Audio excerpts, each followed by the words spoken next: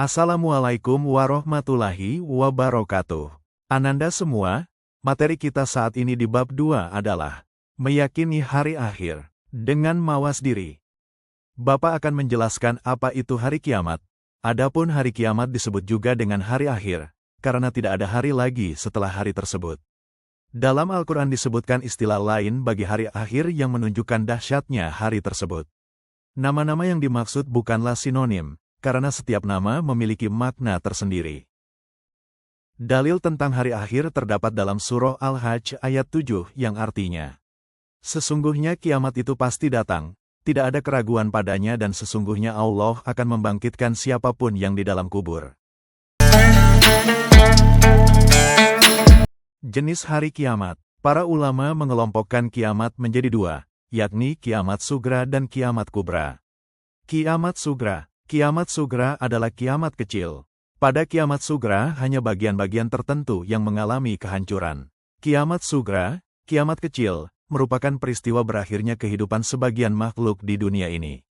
Kemudian kiamat kubra. Kiamat kubra artinya kiamat besar, yaitu kehancuran alam semesta dan seluruh isinya, termasuk kematian semua makhluknya, kecuali yang Dia kehendaki. Alam kehidupan manusia pun akan berganti dengan alam baru, yakni alam akhirat. Gambaran kiamat secara tersurat. Dalam Al-Quran, hal pertama, malaikat Israfil meniup sangkakala untuk kali yang pertama, semua makhluk akan mati, dijelaskan dalam surah Az-Zumar ayat 68. Selanjutnya langit menjadi terpecah belah, seperti dijelaskan dalam surah Al-Muzammil ayat 18. Setelah itu, manusia seperti anai-anai yang berterbangan dan gunung-gunung dihambur-hamburkan, dijelaskan dalam surah Al-Qoriyah ayat 4-5, maka terjadi goncangan yang dahsyat dan bumi mengeluarkan beban yang berat, disebutkan dalam surah Az-Zalzalah ayat 1-2.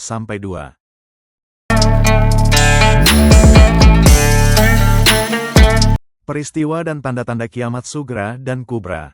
Kiamat sugra, peristiwa kematian, bencana alam, maraknya perzinaan, meningkatnya kejahatan seperti pembunuhan, korupsi, krisis ekonomi, meningkatnya pergaulan bebas. Kiamat kubra, munculnya Dajjal, turunnya Nabi Isa bin Maryam, munculnya Imam Mahdi, keluarnya Ya'juj dan Ma'juj, matahari terbit dari sebelah barat, munculnya awan hitam, duhan, munculnya dabah, hewan melata, pada pagi hari.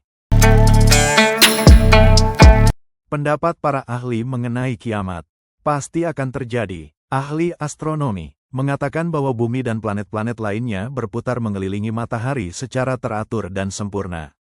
Namun daya tarik-menarik itu semakin lama akan semakin berkurang, bahkan hilang sama sekali. Akhirnya akan saling bertabrakan dan hancur alam jagat raya ini.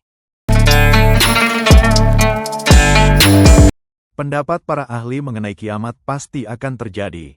Ahli geologi menyatakan bahwa di dalam perut bumi terdapat gas panas yang berkembang dan terus-menerus menekan ke arah luar bumi. Namun lama-kelamaan gas yang ada semakin melemah, sehingga tekanan dari luar semakin kuat mengakibatkan gas bumi meledak dengan ledakan yang sangat dahsyat dan mengeluarkan isi bumi. Rangkaian peristiwa kehidupan di akhirat. Yaumul Barzakh, alam kubur yang menjadi batas antara alam dunia dan alam akhirat. Yaumul Ba'ats, hari dibangkitkannya semua manusia dari alam kubur. Yaumul Mahsyar, hari dikumpulkannya seluruh manusia setelah dibangkitkan dari kuburnya. Yaumul Hisab, hari perhitungan amal perbuatan manusia selama menjalani hidup di dunia. Yaumul Mizan, hari diitimbangnya amal perbuatan manusia ketika di dunia. Yaumul Jaza, hari dibalasnya amal perbuatan manusia. Surga dan neraka, bagi yang beramal baik akan masuk surga dan sebaliknya bagi yang beramal buruk akan masuk neraka. Mawas diri sebagai hikmah dari iman kepada hari akhir. Mawas diri adalah kemampuan untuk mengelola respons sosial dalam konteks kehidupan nyata, menyesuaikan tindakan Anda dengan budaya, lingkungan, dan kebiasaan orang lain.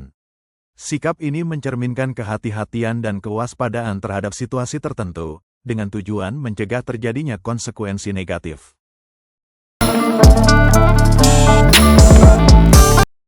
Sifat mawas diri ditunjukkan dengan cara sebagai berikut.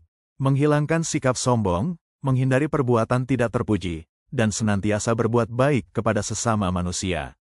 Berperilaku adil dalam kehidupan di dunia ini, termasuk adil terhadap Allah SWT. Dengan mengutamakan ibadah dibandingkan hal-hal lainnya yang bersifat duniawi. Hindari perbuatan yang tidak diridhoi Allah SWT, dan senantiasa berdoa kepada Allah SWT. Agar senantiasa diberi kebaikan di dunia dan akhirat. Berperilaku jujur dengan menyesuaikan antara perkataan dan perbuatannya atau tidak bersifat munafik. Terima kasih. Assalamualaikum warahmatullahi wabarakatuh.